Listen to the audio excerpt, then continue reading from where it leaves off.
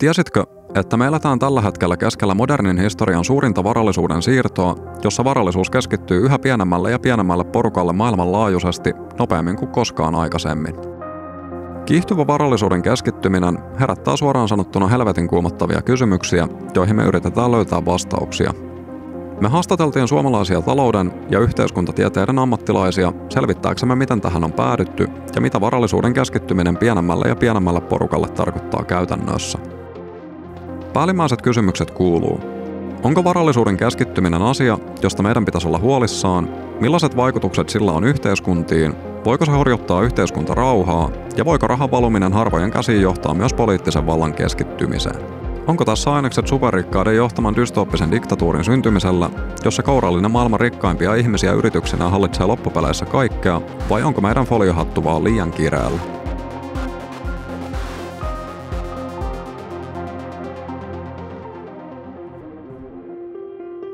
Jos halutaan ymmärtää varallisuuseroja ja niiden vaikutuksia yhteiskuntiin, on järkevää katsoa sellaiseen maahan, jossa varallisuuden keskittyminen on Suomea pidemmällä. Alkuun voitaisiin tarkastella yksityishenkilöiden viimeaikaista varallisuuden kehitystä Yhdysvalloissa rikkaimman prosentin näkökulmasta. Tästä voidaan nopeasti nähdä, että todellisuudessa varallisuus on kasvanut räjähdysmäisesti vain tuon rikkaamman prosentin prosentilla. Niin sanottu tavallinen rikas, eli siihen kuuluisaan 1% kuuluva henkilö, ei ole itse asiassa rikastunut juuri ollenkaan viimeisen 10 vuoden aikana. Varallisuuden keskittyminen ei siis ole todellakaan vain köyhien ja keskituloisten ongelma, vaan se koskettaa myös hyvätuloisia. Ilmiön kehitys on saavuttanut sellaiset mittasuhteet, että edes prosentista puhuminen ei ole enää olennaista. Viimeaikaisten laskelmien mukaan maailman 8 rikkainta ihmistä omistaa yhtä paljon kuin puolet maailman köyhimmistä ihmisistä yhteensä. Jos tutkitaan koronan vaikutusta maailman 5 rikkaamman ihmisen varallisuuden kehitykseen, voidaan nähdä, että pandemia-aika on kiihdyttänyt varallisuuden keskittymisen ennennäkemättömälle tasolle. Kourallinen maailman rikkaimpia ihmisiä moninkertaisti varallisuutensa koronapandemian aikana, samalla kun miljoonilta ihmisiltä hävisi toimeentulo kokonaan. Ja jos kerran puhutaan miljardööreistä, niin on vielä syytä avata, mitä miljardi oikeasti tarkoittaa, jotta asiat asettuu oikeisiin mittasuhteisiin. Helppo selitys on tietysti se, että miljardi on yhtä suuri kuin 1000 miljoonaa, mutta ongelma piilee siinä, että ihmisen aivot ei pysty käsittämään, mitä 1000 miljoonaa tarkoittaa käytännössä. Helpoin tapa havainnollistaa miljoonan ja miljardin ero on muuttaa ne ajaksi. 1.000.000 sekuntia on vähän yli 11,5 päivää, kun taas miljardisekuntia on melkein 32 vuotta. Ton pohtiminen auttaa hahmottamaan, mikä ero on esimerkiksi miljonäärin ja miljardöörin välillä. Mutta oli miten oli. Me kysyttiin asiantuntijoilta, mistä varallisuuden keskittyminen johtuu ja miten me ollaan päädytty tähän tilanteeseen. Historia on ehkä paras tapa lähestystä asiaa. Ja ei kannata nyt mennä ihan liian kauas. Mutta sanotaan toisen maailmansodan jälkeistä aikakaudesta on jo hyvin paljon aineistoa mutta ennen muuta tuloista, toki myös varallisuudesta, mutta vähemmän varallisuudesta. Ja se jakso voidaan jakaa 2 osaan, että heti sen toisen maailmansodan jälkeen aina tänne 1980-luvulle asti niin oli sellainen ajanjakso, jolloin sekä tulo- että varallisuuserot kaventuvat merkittävästi. Jotkut kutsuu sitä tämmöiseksi sosiaalidemokraattiseksi aikakaudeksi. Se ei välttämättä tarkoita puolueen mielessä sosiaalidemokraattista, vaan silloin jopa tietyt konservatiivipuolueet hyväksy sen tyyppisiä ohjelmia tai hyväksy esimerkiksi se progressiivisen tuloverotuksen. Ja sen jälkeen 80-luvulla merkittävä muutos tapahtui, jolloin tuloerot ja varallisuuserot lähti kasvuun. Ennen muuta ne lähti näissä englantia puhuvissa maissa, Yhdysvalloissa ja Britanniassa, mutta sama tapahtui 90-luvulta lähtien myös Suomessa ja muissa Pohjoismaissa, joita on pidetty pienten tuloerojen maina. Ja siihen ehkä merkittävin tekijä, toki siinä on muita tekijöitä, mutta oli tämmöinen, voi sanoa, ideologinen muutos. Että Yhdysvalloissa tuli Reagan valtaa ja Britanniassa Thatcher. Ja molemmilla oli yksi tärkeimpiä ohjelmia oli luopua progressiivisesta verotuksesta. Ja voi sanoa, että melkein sillä hetkellä, kun näissä molemmissa maissa nämä tahot nousi valtaan, niin tuloerot lähti kasvuun. Ja erityisesti ylimmät tulo-osuudet. Ja sama tapahtui sitten hyvin pian myös varallisuuden osalta. rahoitusmarkkinoiden kehittäminen tai niiden kehittyminen tässä viimeisen 20 vuoden aikana on osaltaan vaikuttanut siihen, että varallisuus on pystynyt keskittymään sille pienelle väestölle, että esimerkiksi osakkeenomistajat pystyy jälleen sijoittamaan todella helposti varallisuutta ja sitten on tämmöinen compounding effect eli niin kuin korkoa korolle efekti, että varallisuus vaan kasvaa. Tämä niin kuin rahoitussektorin ja jotkut puhuu finanssikapitalismin noususta. Niin se oli myös yksi merkittävä tekijä, joka on vaikuttanut Pohjoismaissa tähän kehitykseen. Okei, nyt me ymmärretään paremmin varallisuuden keskittymisen taustoja, mutta seuraavaksi herää kysymys, millainen vaikutus tällä ilmiöllä on yhteiskuntaan ja demokratiaan? Maiden sisällä varallisuuden keskittyminen saattaa ja hyvin todennäköisesti johtaa myös vallan keskittymiseen, eli se on demokratian kannalta ongelma. Varallisuuden keskittyminen vaikuttaa hyvin todennäköisesti politiikan sisältöön. Me tiedetään Yhdysvalloista tehdystä politiikan tutkimuksesta, että valtakunnan politiikka siellä kuuntelee huomattavasti herkemmällä korvalla varakkaita kuin vähemmän varakkaita ihmisiä.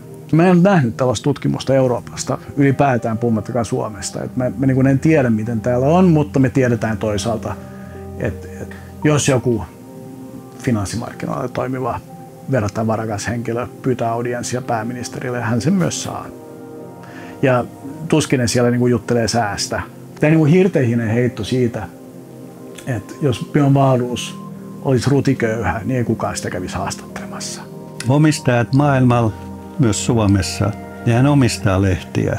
Ja herää kysymys, että minkä takia ne omistaa lehtiä. Niin siinä tuli äkkiä mieleen, että ehkä ne haluaa niin kuin näitä ihmisten mielipiteitä manipuloida. Että mulla on semmoinen arvaus, että tällainen yhteiskunnallisen valistuksen taso on koko ajan mennä tuohon suuntaan. Ja se on joidenkin etu, joidenkin ei. Varallisuuden keskittyminen on reaktio tai vaikutus siitä järjestelmässä, missä me ollaan. Et meillä on osakkeen omistajat, jotka omistaa yritykset ja suurin osa esimerkiksi työpanoksesta, työntekijöiden panoksesta menee osakkeen omistajuuteen. Niin tämmöinen varallisuuden keskittyminen, koska se on yhteydessä tähän järjestelmään, niin se vaikuttaa siihen, että kuinka paljon meillä on ihmisiä esimerkiksi köyhyysrajan alapuolella elää, onko minkälaiset mahdollisuudet terveydenhuoltoon, koulutukseen. Ja toki sillä, jos me pystyttäisiin vaikuttamaan siihen varallisuuden jakautumiseen, niin me pystyttäisiin varmistamaan parempi elämä suuremmalle väestölle. Yksi syy, minkä takia Suomi on maailman onnellisimpia maita, on siinä, että meillä on eriarvoisuus aika matalalla. Tuloerot on globaalisti hyvin pieniä, mutta sitten kun me puhutaan varallisuuseroista, niin me ei ehkä hirveästi keskitytä siihen edes Suomessa. Että meillä on tilastoja, joiden mukaan kun meillä pitäisi olla Suomessa kokonaisverotusaste pitäisi olla progressiivista, mutta me huomataan, että suurimmilla tulodesiileillä se ei itse asiassa ole, koska suurimmilla tulodesiileillä ihmisten suurin osa tuloista tulee pääomatuloista. Ja koska se ei ole progressiivista, niin se itse asiassa aiheuttaa sen, että suurimpien tulodesiileiden verotus on regressiivistä. Mä näkisin sen, että jos me yritetään erottaa keskustelusta se, että niin kuin ihan sama, jos rikkaat rikastuu, että keskitytään siihen, että köyhät rikastuisi yhtä lailla. Me unohdetaan siinä keskustelussa, omistetaan silmät kokonaan siltä, että me ei saada ikinä niin kuin palkkoja nousuun tai me ei saada sitä lisäarvoa, jota työntekijät tekee. Me ei saada ikinä sitä näkymään palkassa tai työajan vähenemisessä niin kauan, kun se koko järjestelmä perustuu vaan osakkeenomistajille. Ja siitä me ei haluta puhua. Eli pähkinänkuoressa voidaan todeta, että varallisuuden keskittyminen vaikuttaa meidän yhteiskuntaan monilla eri tasoilla, eikä välttämättä kovin positiivisesti. Jos varallisuuden keskittymiseen halutaan puuttua, niin mitä ratkaisuja meillä voisi olla käytettävissä? Taas me palataan näihin verokeinoihin. Ja niillähän on maailman sivu siis jo pystytty estämään. Nythän on oikeastaan niin kuin kaikissa näissä keskeisissä kehittyneissä maissa jo pitkään useat vuosia keskusteltu varallisuusverotarpeesta.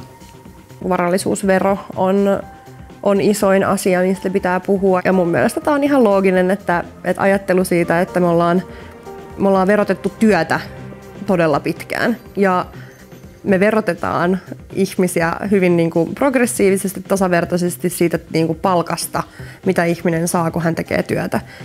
Minkä takia me ei tavallaan ajatella sitä, että meillä on ihmisiä, jotka jotka tienaa suurimmaksi osaksi pääomatuloilla. He tienaavat vaan sillä, että uudelleen sijoitetaan sitä varallisuutta, mitä on jo kertynyt markkinoilta. Mä näen tässä jo vähän isoakin ristiriitaa siitä nykypolitiikasta, että minkä takia siitä ei puhuta. Verottamalla perintöjä voidaan vaikuttaa siihen, miten paljon niitä siirtyy sukupolvelta toiselle. Tarkkailemalla myös erilaisia verotuksen katvealueita pystytään vaikuttamaan siihen, missä on erilaisilla verotuksellisten porsaanreikien hyväksikäytöllä mahdollista sitten muodostaa itselleen ylisuuria varallisuuksia.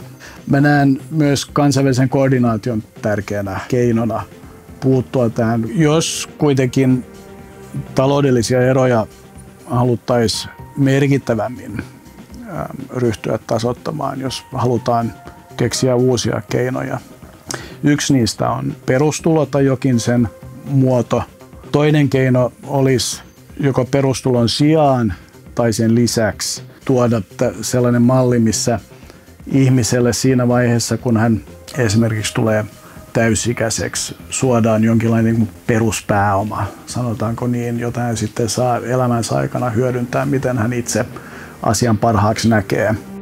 Ratkaisuja siis selvästikin löytyy, mutta kysymys on enemmän siitä, saadaanko niiden taakse poliittinen tuki, joka mahdollistaisi muutoksen. Mutta mitä jos ei saada? Mitä siitä voisi pahimmillaan seurata, jos nykyisen kehityksen annetaan jatkua ilman, että asioille tehtäisiin yhtään mitään?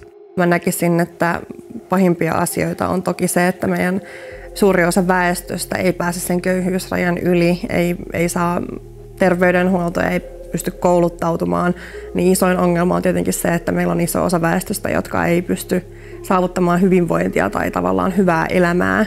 Mä näkisin, että nämä varallisuuden eriarvoistuminen ja tasa-arvon vähäisyys meidän yhteiskunnassa on jo syitä siihen, minkä takia meillä on tällaista poliittista rauhattomuutta. Ja kyllähän se on näkynyt jo ihan Euroopassakin ja Suomessa ja nyt erityisesti koronakriisin aikana, jos me puhutaan esimerkiksi vaikka energiahintojen noususta.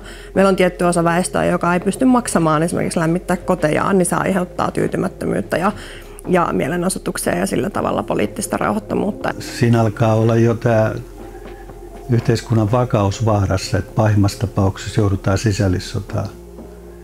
Ja onhan maailman sivuesimerkkejä siitä, että onhan tämä Suomen 18 tapahtumatkin. Kyllä siinä merkittävänä tekijänä oli myös tämä eriarvoisuuden kasvu. Ihan ensivaiheessa mä nyt en odottaisi, että täällä seuraa varallisuuden keskittymisestä johtuvia mellakoita, mutta yhteiskunnan toimintakyky vaatii kuitenkin suurempaa yhteisymmärrystä kuin vaan se, että kaduilla ei mellakoida.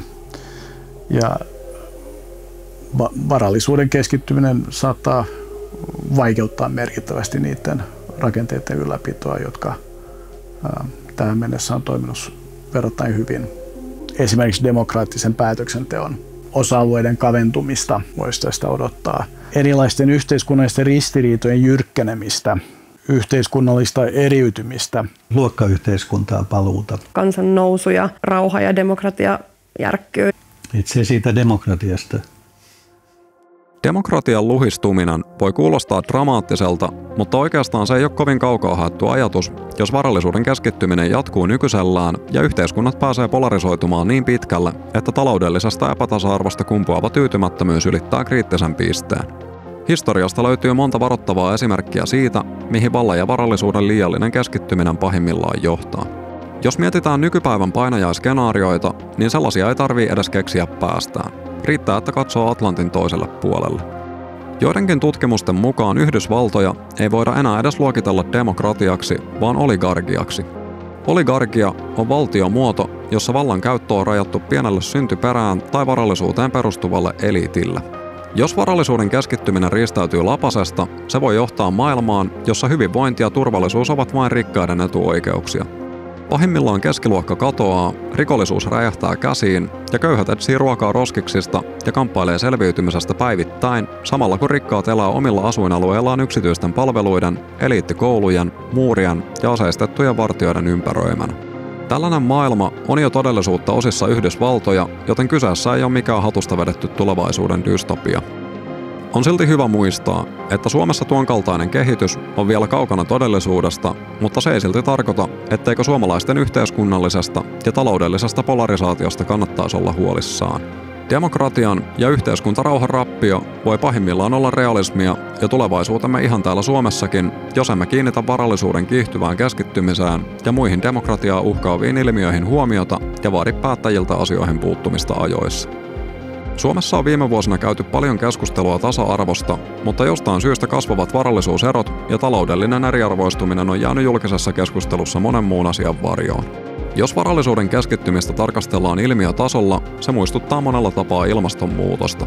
Varhaiset vaaranmerkit on nähtävissä ja tutkijat tiedostaa jättimäisen ongelman, mutta siihen ei puututa riittävän määrätietoisesti, koska ongelman vaikutukset omaan elämään tuntuu siintävän jossain kaukaisessa tulevaisuudessa, jonka lisäksi ongelmaan puuttuminen vaatisi maailman rikkaimpien ja vaikutusvaltaisimpien ihmisten haastamista poliittisesti, joka on helpommin sanottu kuin tehty.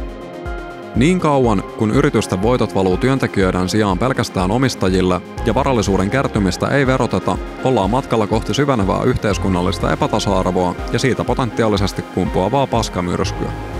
Tärkein kysymys kuuluu, halutaanko me katsoa vierestä, kun demokratia ja tasa-arvo rapistuu, vai puututaanko me ökyrikkaiden lobbaamiseen ja varallisuuden keskittymiseen esimerkiksi kansainvälisen sääntelyn, lainsäädännön, perustulon, peruspääoman, progressiivisen pääomatuloverotuksen tai varallisuusveron keinoin?